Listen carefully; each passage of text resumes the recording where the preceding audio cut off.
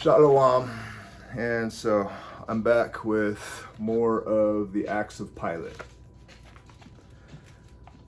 Again, this all came from just looking for historical evidence of Yahushua and the scriptures in general. I don't want anything from the Bible. I don't want anything from the prophets of the Bible, from the disciples, nothing like that. I'm looking for people that are Christ deniers, people that do not believe that Yahweh even exists.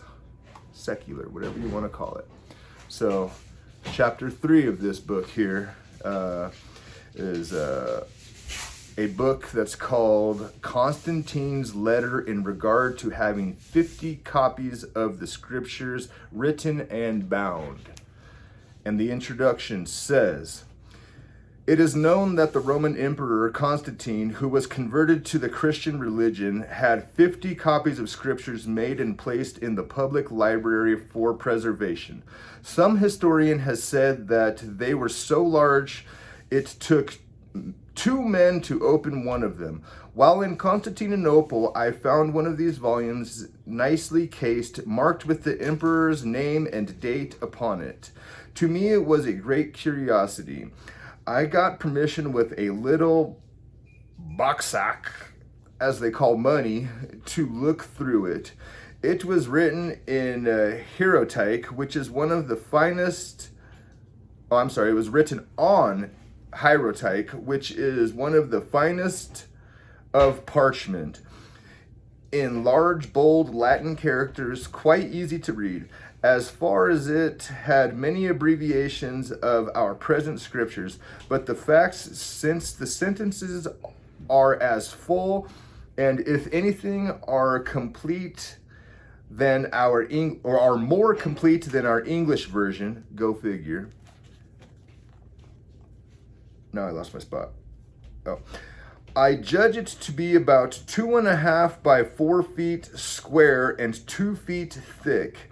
It is well bound with a gold plate, 12 by 16 inches on the front, with a cross and a man hanging on the cross with the inscription, 'Jesus, Son of God, crucified for the sins of the world.' If the revision committee had examined and published this work, they might have said that they were giving the world something new. But so far as we examined it, we saw nothing essentially different from our present Bible. Constantine's letter is on the first page, which we transcribed. The historian will remember that the life of Constantine, written by Eusebius Pamphili, Bishop of Caesarea, who served him only a few years. Eusebius writes as follows: Ever mindful of the welfare of the churches of God, the emperor addressed me personally in a letter on the means of providing copies of the inspired oracles. His letter, which related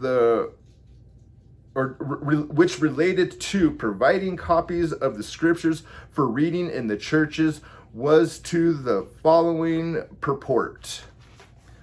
And then it's going to get into his actual letter, which is what we're going to do right now. But I just wanted to point out a couple things here for those of us that aren't familiar with Eusebius. They call him a church father. I call him a historian. It doesn't matter what you want to call him. The point is we have a lot of his writings. And as far as I know, he's the only one that actually chronicled a biography, like a pretty much complete biography of Constantine. And again, I'm sure y'all know this, but Constantine was the one who supposedly Christianized the world. He's the one that converted from his religion of Mithraism or Hellenism, whatever you want to call it, to Christianity, and kind of formed the Catholic, the United Church of Christ. And the important thing is eventually he made that a state religion, meaning you weren't allowed to follow any other gods. Like the pantheons were all but destroyed at this time. At least legally they were. Obviously they stuck around because we still have them to this day. again, I wanted to point out here how it was talking about, what was it? These things were bound with, kind of like the way we would make a book nowadays, right? Like, it's not just paper, right? They bound it in between something, right? And once again, they use precious metals, kind of like the last plate that we looked at, and similar to the copper scroll. And it's just obvious that they were trying to preserve these for a long time, because it's not solely written on the parchment paper, which can deteriorate a little bit quicker. Who cares about all that? Shouldn't even have mentioned it. Starting in on the actual letter. Victor Constantine Maximus Augustus to Eusebius. It happens through the favoring of God our Savior that great numbers have united themselves to the most holy church in this city, which is called by my name, Constantinople. If y'all don't know that, Constantinople was actually, obviously, the city of Constantine, but more importantly, it was the seat of the Roman Empire. There was Rome in Italy, which is the seat of the Western Empire. Then there's the eastern part, eastern section of Rome. It's all one thing. It's like having the United States, we got the East Coast and the West Coast, and so they just had two capitals, anyway, which is called by my name. It seems therefore highly requisite, since the city is rapidly advancing in prosperity in all other respects, that the number of churches should also be increased. Do you therefore receive with all readiness my determination on this behalf? I have thought it expedient to instruct your prudence to order 50 copies of these sacred scriptures, the provisions and use of which you are to be most needful for the instruction of the churches, to be written on prepared parchment in a legible manner and in a commodious and portable form, by transcribers thoroughly practiced in their art. The procurator of the diocese has also received instructions by letter from our clemency to be careful to furnish all things necessary for the preparation of such copies, and it will be for you to take special care that they be completed with as little delay as possible. You have authority also, in virtue of this letter, to use 2 of the public carriages for their conveyance, by which arrangement of the copies, when fairly written, will most easily be forwarded by my personal inspection, and one of the deacons of your church may be instructed with this service. May be entrusted with this service, who on his arrival here shall experience my liberty. God preserve you, beloved brother.